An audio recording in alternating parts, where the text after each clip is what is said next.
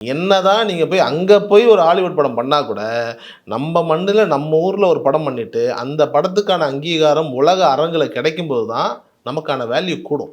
அத ரொம்ப அழகா ராஜமௌழி வந்துட்டு பண்ணி காமிச்சுட்டாரு. நான் பண்றேன், பாருங்க இதுதான் ஸ்டைலு. நான் தெலுங்கு படம் தான் பண்றேன்.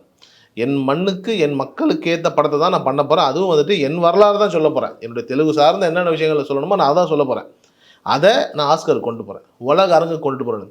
இதத்தான் கிட்டத்தட்ட வந்து 40, 50 வருஷமா கமல் சார் பண்ணிட்டு இருக்காரு. இங்க தமிழ்ல வந்துட்டு கமல் சார் அத பண்ணிக்கிட்டே இருக்கிறாரு. பட் அத நெறைய இடங்கள்ல வந்துட்டு அவர் வந்துட்டு ஒரு ஹீரோ அப்படிங்கிற அந்த ஒரு நிலைக்குள்ளேயே சுருங்குறதுனால என்ன ஆகுது அப்படின்னா, அவருக்கு பக்கபலமான ஒரு நிலையில இருக்கக்கூடிய ஒரு இயக்குனர் யாருமே அத கொண்டுட்டு போய் அந்த கேன்வாஸ்ல கொண்டுட்டு போய் வைக்க முடியல.